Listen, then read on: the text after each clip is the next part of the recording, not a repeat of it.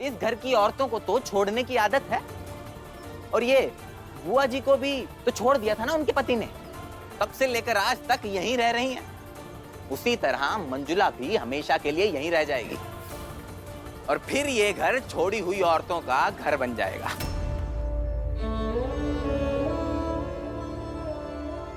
भैया अब इस दुनिया में नहीं रहे, आपके पति मर चुके हैं। इस विधवा की साड़ी को पहनकर अब भैया के अंतिम संस्कार की प्रक्रिया को पूर्ण कर दीजिए। और हाँ, बुआ जी ही क्यों, एक समय तक तो गंगा दीदी को भी उनके पति ने छोड़ दिया था ना। साफ तौर पे कह रहा हूँ, मैं आपकी बेटी को हमेशा हमेशा के लिए छोड़ दूंगा। आप बात सुनिए हमारी।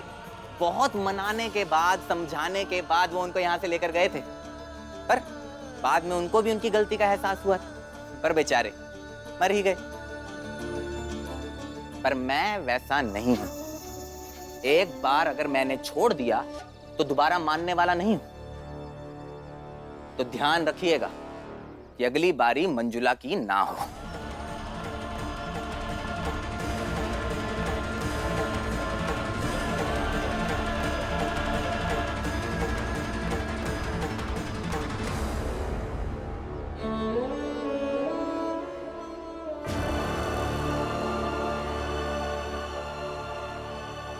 एक बार अगर मैंने छोड़ दिया तो दोबारा मानने वाला नहीं हूं। तो ध्यान रखिएगा कि अगली बारी मंजुला की ना हो।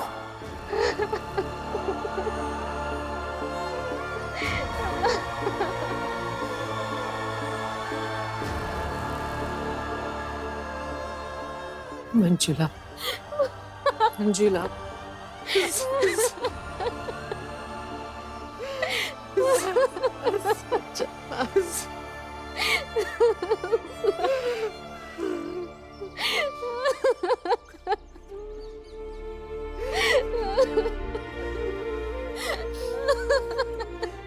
मंजुला, मैं समझ सकती हूँ। सामने वाला वार हमेशा वहीं पर करता है जहाँ सबसे ज्यादा चोट लगे। दामाद जी ने भी वही किया। तुम शांत रहे। तेरी चेन वापस मिल जाएगी, मिल जाएगी तेरी चेन वापस। आनंद बाबा, सबको नौकरी मिल गई है ना? हाँ, कुछ ना कुछ करके तेरी चेन छुड़ा कर लेकर आएंगे, सब ठीक हो जाएगा। वैसे मैं कैसे बताऊंगी कि उनकी नौकरी छूट गई है? नहीं, मैं नहीं बताऊंगी। मेरे ऑफिस में ऐसे व्यक्ति का कोई काम नहीं जो मुझे बिना बताए कहीं चला जाए। कल नौकरी शुरू की थी, आज नौकरी खत्म। तुम्हारे गुरुजी को बहुत गर्व है और विश्वास है तुम पर, और उन्हें लगता है कि तुम्हें कोई भी वो बैरिस्टर काम पर रख लेगा जिसे योग्यता की समझ हो। तो भीमराव, काम ढूंढो, और अगर मिल जाए तो आकर मुझे बता देना। मुझे कुछ भी करके जल्दी काम ढूंढना होगा, नहीं तो मंजुला दीदी की चेन नहीं छुड़ा पाऊंगा। अरे एक बार कह दिया ना, नहीं जाऊंगा मतलब नहीं जाऊंगा। बार बार परेशान करना बंद कीजिए। मेरी चेन हाथ में रखिए, उसके बाद जो बोलिए। देखिए दामाद जी, देखिए वेखिए कुछ नहीं ससुर जी, जितना कहा है उतना कर दीजिए, हमें परेशान मत कीजिए, समझ रहे हैं? आपकी जो भी शिकायत है हम लोग घर के अंदर जाकर भी तो सुलझा सकते हैं। यूं सबके सामने ऐसे तमाशा करने का कोई मतलब नहीं है।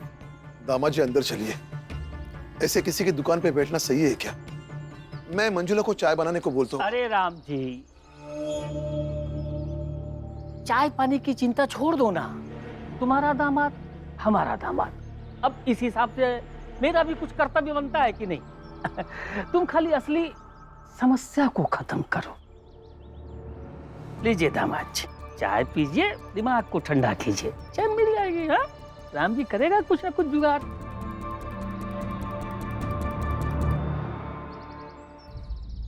आनंद, रात का खाना थोड़ा सा ज्यादा बनाने को बोलो। पंडित जी, उनकी बेटी और मंगेश का खाना मैं लेकर जाऊंगा। और हाँ, आज तुम घर पर ही रहो। किसी का घर पर रुकना भी बहुत जरूरी है। हो बाबा। आई सही कह रही थी, मुझे अपने पति को पूरी तरीके से अपने वश में करना ही पड़ेगा। और अगर अब नहीं कर पाई तो जीवन भर कभी नहीं कर पाऊंगी। लक्ष्मी, पंडित जी उनकी बेटी और मंगेश काका के लिए खाना बना देना। बाबा ने कहा है शाम को लेकर जाएंगे। क्या हुआ? कुछ कर लक्ष्मी, जिससे तेरा पति सिर्फ तेरा होकर रह जाए। कुछ सोच, कुछ सोच। लक्ष्मी, हाँ? कुछ बोलोगी? क्या हुआ? क्या हुआ लक्ष्मी? पेट में शायद कुछ हलचल हो रही है। सच में? लक्ष्मी, ये तो बच्चे की हलचल है। बहुत ही अच्छी खबर है ये। आप ना मेरे पास रहा कीजिए, आप ही का बच्चा है। बच्चे की परवरिश के वक्त अगर आप साथ साथ रहेंगे तो एक माँ बाप की तरह हमें अच्छा लगेगा। अच्छा, एक सब्जी और एक दाल बना दूं? ठीक है।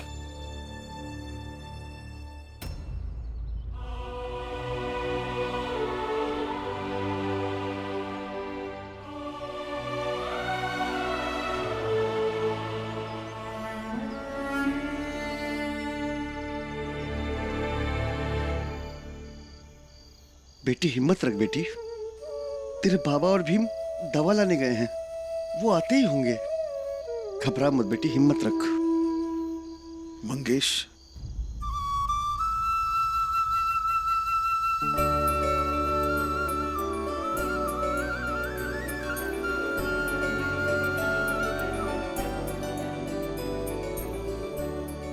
राम जी,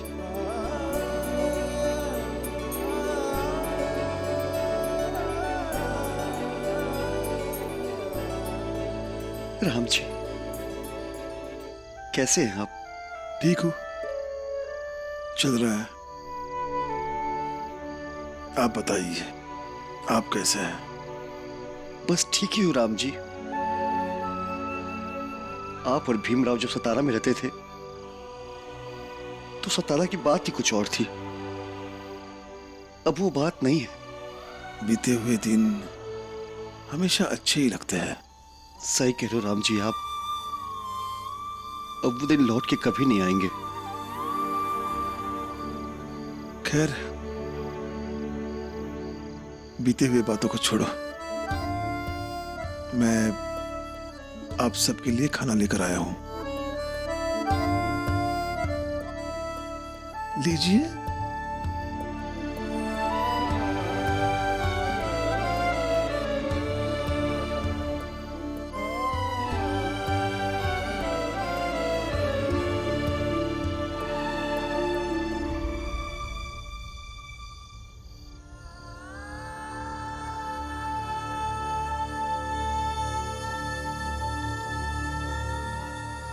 देखो बेटी, चिंता मत करो, सब ठीक हो जाएगा। तुम जल्दी ठीक हो जाओगी।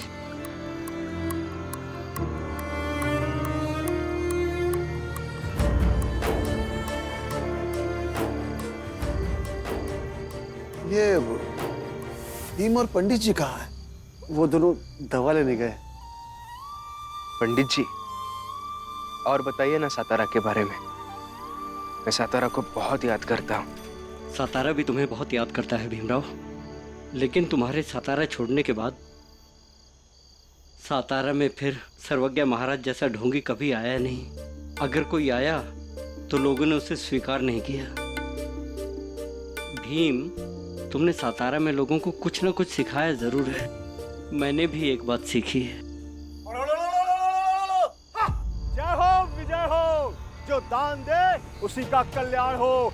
इस धूप से आरती करो, आरती के बदले भगवान के चरणों में दान करो। तुम्हारे जीवन के कष्ट और कलेश नष्ट हो जाएंगे। हा!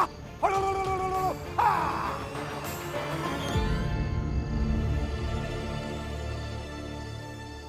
क्या प्रमाण है कि इस धूप से आरती करने के बाद हम इसमें दान देंगे तो हमारे सारे कष्टों का निवारण हो जाएगा? तुम्हें प्रमाण चाहिए मूर्ख। ईश्वर को प्रमाण की आवश्यकता नहीं होती। ये लीजिए बबूत, जिन जिन के घर में मृत्यु हुई है वो सब लोग लीजिए। बाला ने जो पाप किया है और उससे जो ईश्वर रुष्ट हुए हैं, ईश्वर प्रसन्न हो जाएंगे। प्रमाण नहीं, तर्क कर रहा हूं। और ये जो तुम कर रहे हो ना, ये सालों से सातारा में बहुत किया करता था और तुमसे अच्छा किया करता था। ये है ना भीमराव। फिर इसने एक बात सिखाई जो मेरे बहुत देर में समझ आई कि आस्था की बुनियाद अगर तर्क पर हो तो आस्था की ताकत और बढ़ जाती है। ज्ञान नहीं, बस मुझे ये बताओ, दान देते हो कि नहीं? अवश्य। नहीं। दान नहीं दोगे तो नाश होगा। प्रभु के चरण में जो दान न दे उसका सर्वनाश होगा। हट, हट, हट, हट, हट, हट, हट, हट, हट, तेरा विनाश होगा। कुछ नहीं हो सकता तेरा। बस भीमराव, बस यही एक बात सीखी है तुमसे, धर्म की एक नई परिभाषा। कितना अजीब लगता होगा ना मैं कि मैं भी सातारा में ऐसे ही कुछ किया करता था। पंडित जी, छोड़िए अभी वो सब, चलिए।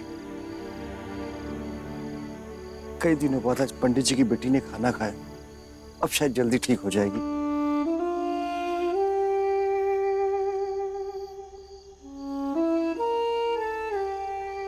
और मंगेश भाऊ, घर परिवार कैसा है?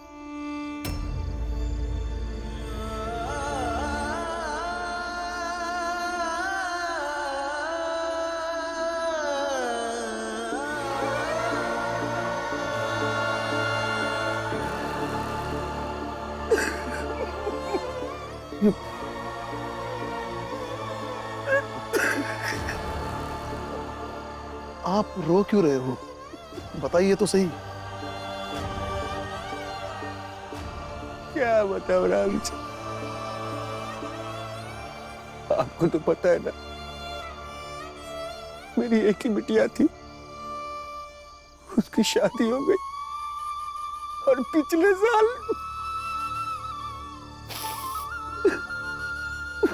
मेरी पत्नी हैजत से मर गई, मुझे छोड़कर चली गई। इस दुनिया में बहुत अकेला हो गया हूँ राम जी। और उसके बाद 6 महीने तक तो ये सबसे अलग थलग पड़ा रहता था, बेसुध सा। फिर बड़ी मुश्किल से जीना शुरू किया है। मंगेश काका, इतना बड़ा हादसा हो गया तो आपको यहाँ आना चाहिए था ना। छोड़ो सब। पंडित जी, आइए खाना खाते हैं। राम जी ने अपने घर से लेकर आए। नहीं, मैं नहीं खाऊंगा, तुम खा लो। पंडित जी, राम जी और उनका परिवार हमारी इतनी मदद कर रहा है और आप अब भी जात पात धर्म के चक्कर में फंसे हुए हैं। काका, रहने दीजिए, आप खाना खाइए। मैं और बाबा चलते हैं, फिर आएंगे कल। रमा बता रही थी आप लोग मेरे यहाँ आकर रहना नहीं चाहते। कोई बात नहीं, लेकिन आपको किसी भी प्रकार की कोई भी मदद चाहिए तो जरूर बोलिएगा, मुझे अच्छा लगेगा।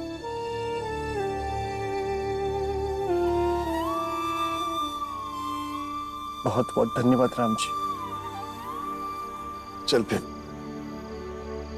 कल फिर आएंगे।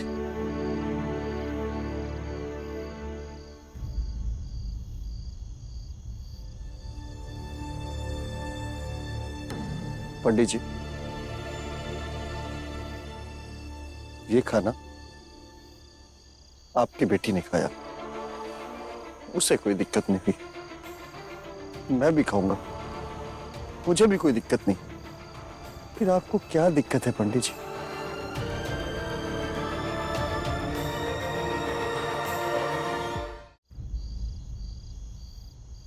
पंडित जी, अभी आप धर्म और जात पात की बात कर रहे हैं, लेकिन जरा सोचिए, अगर ये राम जी और भीमराव नहीं मिलता और हमारी मदद नहीं करते तो हम तो भूखे मर जाते ना।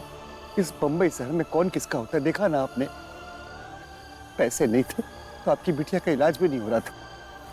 पर आप समझने को तैयार ही नहीं। आप मत खाओ, लेकिन मैं तो खाऊंगा।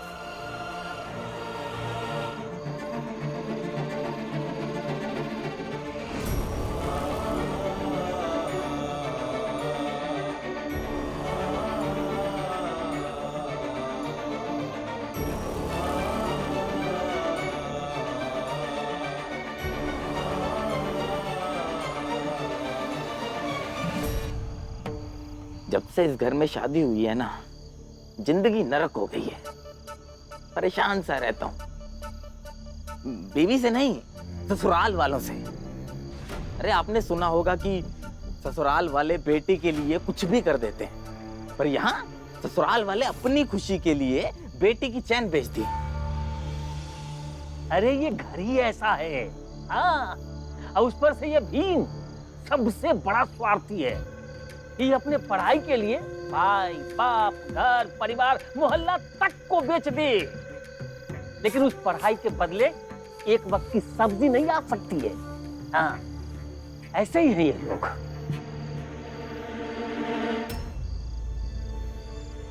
बैरिस्टर साहब तो कुछ ज्यादा ही भाव खाने लगे।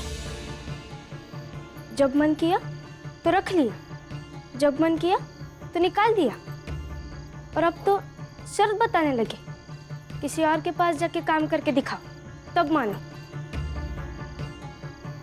आप ना किसी और के पास जाके ही काम कीजिए।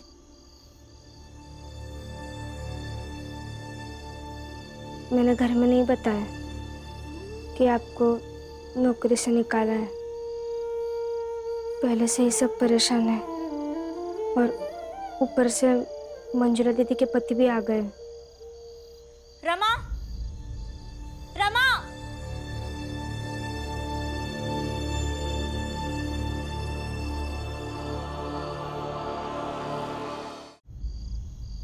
जी आई। क्या बातें हो रही थी पति के साथ? घंटे घंटे भर बात करती रहती है पति के साथ, पता नहीं क्या बात करती हो। घर है ये, बहुत काम पड़े रहते हैं घर में, पता है ना? नहीं, तुम्हें कैसे पता होगा? तुम तो भाग जाती हो पति के साथ बाहर। मैं बताती हूँ। अभी रसोई में जाकर बर्तन धोना, उसके बाद पोछा लगा लेना। हम तुम्हारी नौकरानी नहीं हैं कि हम ही काम करेंगे, हम ही सब कुछ करेंगे, ऐसा नहीं होगा। तुम्हें भी करना होगा। पूरी बात सुन लो। उसके बाद सास के और जेठानी के पैर दबाने होंगे, समझी? अब जाओ जाओ जाओ।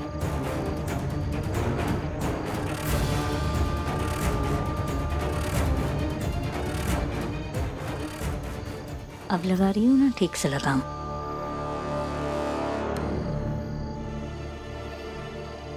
मेरे ऑफिस में ऐसे व्यक्ति का कोई काम नहीं जो मुझे बिना बताए कहीं चला जाए। अब तुम्हारा यहाँ कोई काम नहीं। कल नौकरी शुरू की थी, आज नौकरी खत्म। सॉरी सर, ऐसी गलती फिर कभी नहीं होगी। इस बार माफ कर दीजिए ना। तुम जा सकते हो।